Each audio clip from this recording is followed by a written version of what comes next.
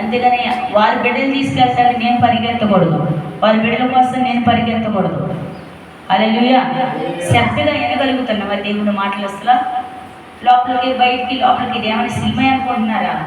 భయం లేని భక్తి. దేవుని మందిరంలో మీ పిల్లల్ని నిలబడితే అలా కొట్టకూడదు. దేవుని మందిరంలో కొడదాం పరిగెత్తుకుంటూ వెళ్ళిపోతుంటారు. దయచేసి అలా కాదు, బయటికి తీసుకెళ్ళి కొట్టండి. ఇలా భయం లేని భక్తి అయిపోతుంది. పిల్లల్ని కసరాలన్నా తిట్టాలన్నా దేవుని మందిరం అని మర్చిపోతున్నారు. భయం లేనితనం. ఎన్ని మార్లు వాక్యం గద్దించినా మన జ్ఞానం అనేది కలగటల్లా. అందుకని తలంతులు కలిగిన వారు ఏమయ్యారు? పాతి పెట్టబడినవాడు. దేవుని స్తోత్రం. హల్లెలూయా. నిజంగా దర్శనాలు దేవుడితే కోల్పోయి లోకంలో ఏదో సంపాదించాలని పరిగెడుతున్నాం. ఏమైతుంది? నేల మట్టికి నాశనం అయిపోతున్నాము, కరువు అయిపోతున్నాము. దేవుని వాక్యాన్ని పక్కన పెట్టేస్తున్నాం, దేవుని మాటను పక్కన పెట్టేస్తున్నాం.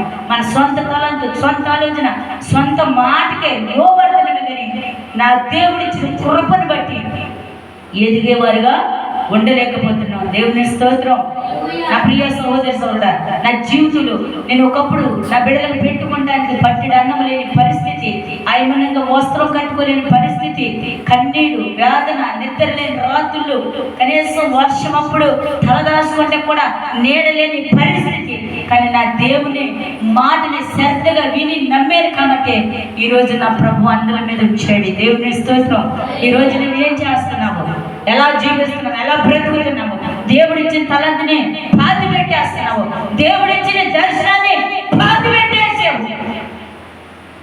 ఏదో సంపాదించాలి లోకంలో పరిగెత్తి పరిగెత్తి పరిగెత్తి నీవు బోర్లో పడిపోతున్నావు అన్న సంగతినే మర్చిపోతున్నావు. దేవుని స్తోత్రం. మర్చిపోతున్నావా లేదా?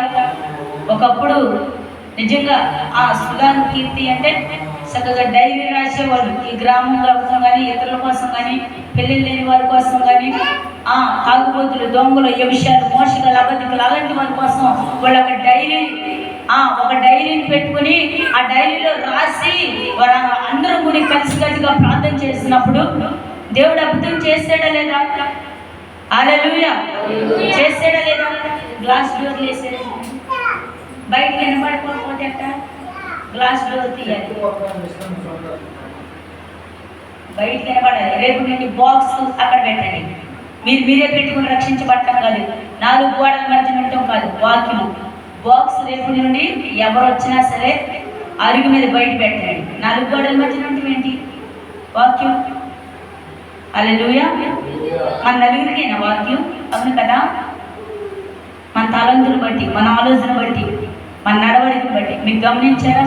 ప్రభువా ప్రభు అని పిలిచే ప్రతి వాడు పరలోక రాజ్యానికి వెళ్ళడు, కానీ నా తండ్రి చిత్తం ప్రకారం ఎవరైతే జీవిస్తారో వారు పరలోక రాజ్యం వెళ్ళరు. మత్తయి సువార్త 7:21. నిజంగా ఈరోజు నేను మత్తయి సువార్త 2 మార్లు తీసి పెట్టుకున్నాను. అదే మత్తయి సువార్తలో దేవుడు తనతో కూడా మాట్లాడారు. హల్లెలూయా. నేను మత్తయి సువార్త తీసి పెట్టుకున్నా, ఎప్పుడు కూడా దాన్ని పెట్టుకోలేదు. నేను ఏ వాక్యం అయితే తీసి పెట్టుకున్నాను ప్రభు అదే వాక్యం ఈరోజు మాట్లాడారు. హల్లెలూయా. ఎందుకంటే మనం జ్ఞానం లేని వారుగా ఉంటున్నాము. చూడండి, మన భాష ఎప్పుడైతే మారదో, మన సూపర్ ఎప్పుడైతే మారదో, మన తలంతు ఎప్పుడైతే మారదో, ఆ క్షణంలోనే మన డ్రెస్, మన నడవడికి, మన తలంతు, మన ఆలోచన, మన మాట, భాష అన్నీ మారిపోతూ ఉంటాయి. దేవుని స్తోత్రం. అవునా కదా? మన మాట మారే ముందు మన డ్రెస్ మారిపోతే, మన ఆశీర్వాదం జీవితం, దేవునికి ఇష్టమైన ప్రవర్తన. హల్లెలూయా.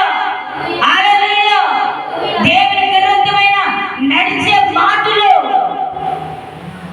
తలంతులు ఇచ్చిన వాడు దేవుని ఎదుట పెట్టాడు కాబట్టి వర్ధిల్లబడ్డాడు. దేవుని స్తోత్రం.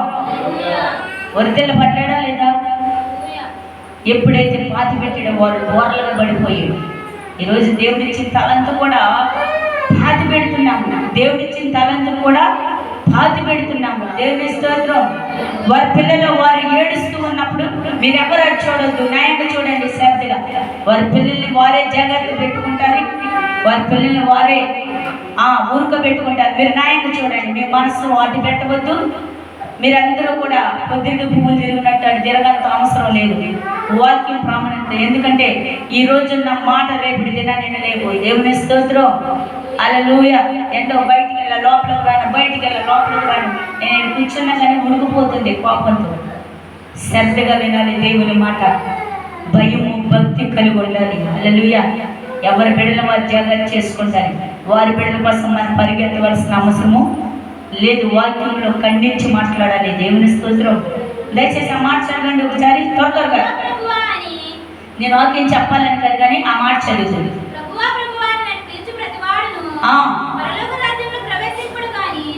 పరలోక రాజ్యములో ప్రవేశించడు కానీ పరలోకమందున్న నా తండ్రి చిత్త ప్రకారం. అయ్యో, నేను ఆదివారం వెళ్తున్నా గుడికి, శుక్రవారం అందరికంటే ముందే పాటలు పాడుతున్నా, శనివారం బుధవారం అనేక మార్లు నేనే పాటలు అనుకుంటున్నావా? కానీ ఆయన చిత్త ప్రకారం లేకపోతే నువ్వు పరలోకంలో జాయిన్ అవ్వవే. హల్లెలూయా. నీకు ఆబ్సెంటే, నీకు జాయినింగ్ ఉండదు అక్కడ. హల్లెలూయా. చక్కగా 5 నిమిషాలు వాక్యం వినగలుగుతామా మనము? ఎంతో కొంపడి పెట్టినట్టుండేది కదా. హల్లెలూయా. దేవుని మాట నువ్వు శ్రద్ధగా వినినప్పుడు దేవుని కార్యములను నువ్వు కనులారా చూసేదేవు. హల్లెలూయా. శ్రద్ధగా వినాలండి. గుడ్డివాడు శ్రద్ధగా చెవు